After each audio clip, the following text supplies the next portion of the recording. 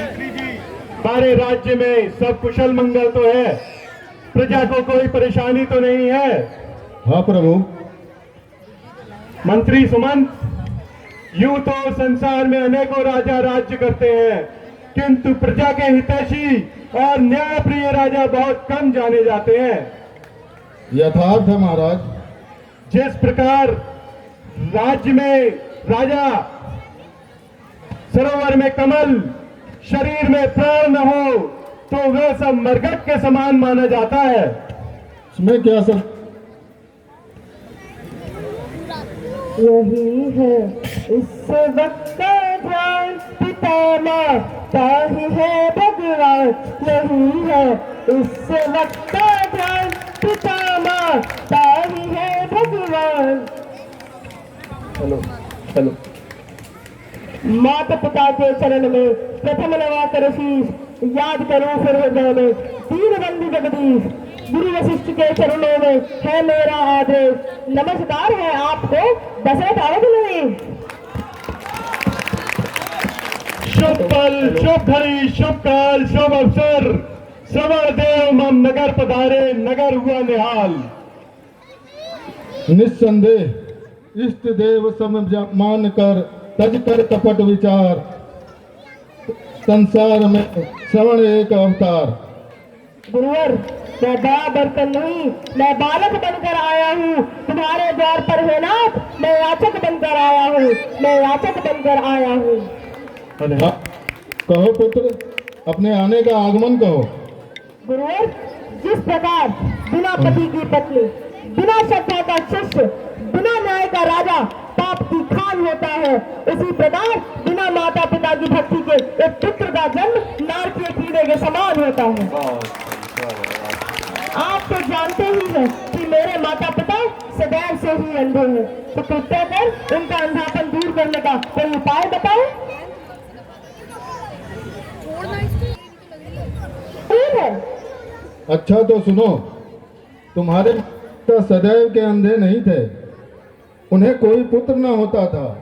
उन्होंने शिव की तपस्या की, शिव जी ने उन्हें पुत्र का वरदान दिया, परंतु शब्द में यह भी रखा कि तुम उनका मुख कभी नहीं देख पाओगे, जिसे उन दोनों ने सहर्ष स्वीकार कर लिया। धन्य है मेरे माता पिता। मुझे आज पता चला कि मेरे ऊपर मेरे माता पिता का कितना ऋण है। गुरुवर, अब विलंब न करें, जल्द से जल्द मेरी आशा को पूर्ण करें।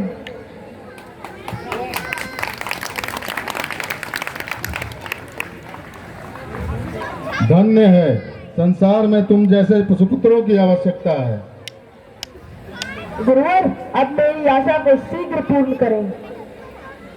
किंतु पुत्र, तुम इतने घने बियाबान जंगलों में और ऊंची पर्वत श्रृंखलाओं में अपने अंधे माता पिता को किस प्रकार यात्रा कराओगे?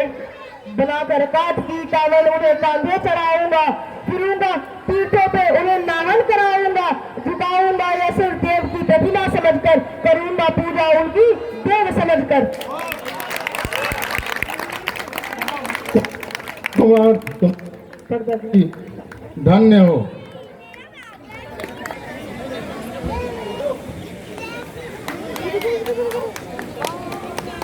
महामंत्री, सेनापति, हमारे राज्य में इस ओर घने बियाबान जंगल में बहुत सारे जानवरों ने बहुत आतंक मचाया है। हमारी प्रजा बहुत दुखित है। आप सब लोग जंगल के उस ओर जाएं और जो भी जंगली जानवर मिले उसे मारकर यहाँ से भगा दें या तो उसे मार दें, जिससे हमारी प्रजा की रक्षा हो। आप सब लोग उस ओर जाएं, मैं इस ओर जंगल में जाता हूँ। जैसी आज्ञा महाराज। जाएं।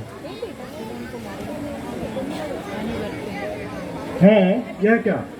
लगता है सरयू नदी के किनारे कोई खतरनाक जानवर जल पीने के लिए आया है।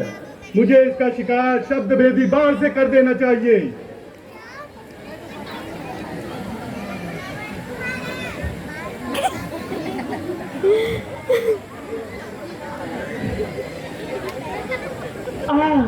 बाण लगा, बड़ा तीक्ष्ण लगा। बाण लगा। है यह क्या? लगा है बाण, लगता किसी इंसान को। हो गया मुझसे जरा अपराध, मेरे बाण से देखता हूँ किसको लग गया है। हे श्रवण कुमार पुत्र, तुम यहाँ, बेटा उठो। प्रणाम अवधेश दशरथ। मुझसे बहुत अन्याय हो गया पुत्र। ये क्या हो गया? त्राहिमाम त्राहिमाम।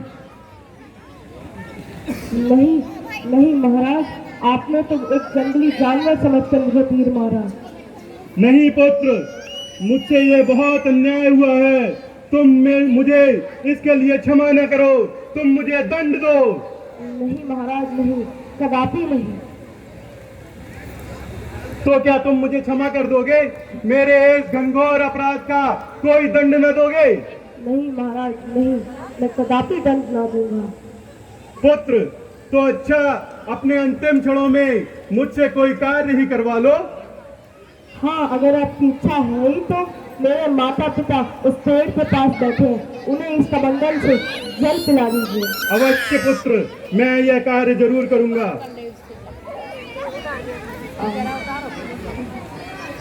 और कुछ? हाँ, जाते जाते यह तीर भी निकाल जाइए।